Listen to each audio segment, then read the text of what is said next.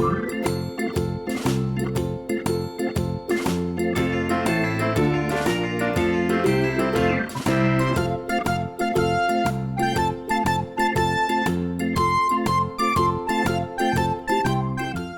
Happy and the Office Party.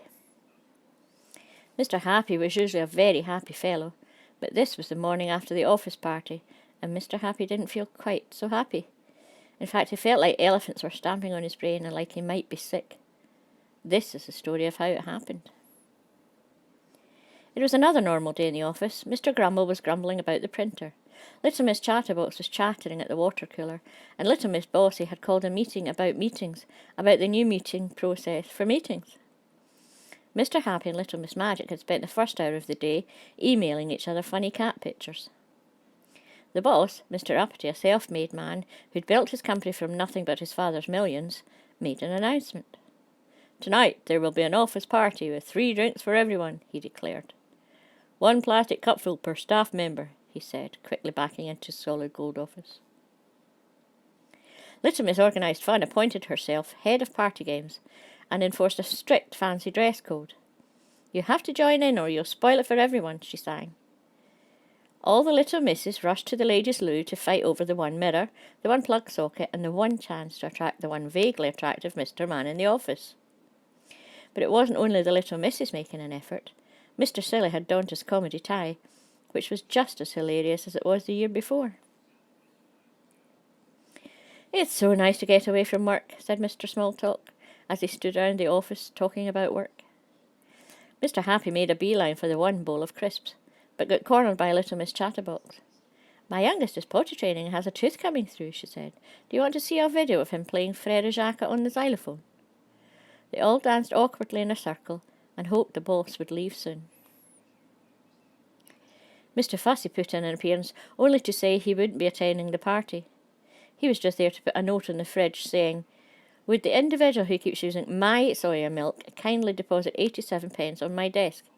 I buy this milk specifically because I am highly intolerant and gastrointestinal distress is not a laughing matter."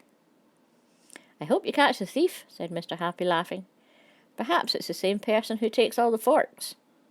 Do you know where all the forks go?" Mr. Grumpy also didn't want to be there. He had made it clear he was not a party person.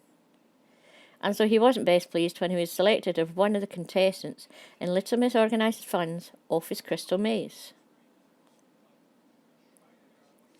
When Mr. Happy finally escaped from the Aztec Zone, the stationery cupboard, he went to find Little Miss Magic.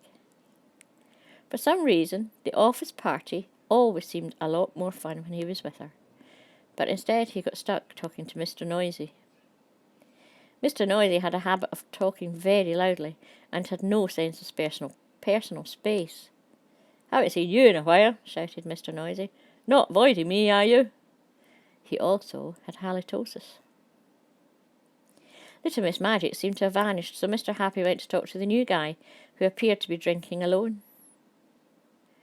"Don't think we've met. I'm Mr. Happy," he said. "What's your name?" "Mr. Nobody," said the man. "From accounts. I've worked here for 10 years. "Of course, I know who you are," said Mr. Happy, instantly forgetting the man's name. The 1 bowl of crisps was running dangerously low, so Mr. Happy went to find Mr. Mean, who was in charge of petty cash. "These are times of austerity," said Mr. Mean. "We just don't have the funds for these sort of things. We've all got to tighten our belts." Mr. Mean then excused himself, saying he had to go and check on something. Mr. Funny, the self-proclaimed office comedian, silenced the party once again with an inappropriate joke, and everyone tried to ignore the elephant in the room. Mr. Happy wondered if 5:30 was too early to leave, but then Little Miss Magic appeared, as if by sorcery. "Sausage roll," she said, holding out a platter of snacks. "How did you get those?" said Mr. Happy. "You've got enough to feed the 5,000. "Magic," she replied. "Now let's go turn some water into wine." And off they went, narrowly escaping Mr. Tickle's wandering hands. Little Miss Magic introduced Mr. Happy to her friend Magic Dave from sales, who was a wizard at getting the party started. The see-through man from the accounts appeared next to him. "Who's your friend?" said Dave. This is Mr. Nobody, said Mr. Nobody. Can I get anyone a drink, said Dave. Mr. Happy nodded. What harm could one more drink do?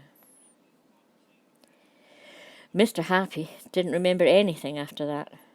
But when he finally arrived at work the next day, Little Miss Chatterbox was more than happy to fill him in.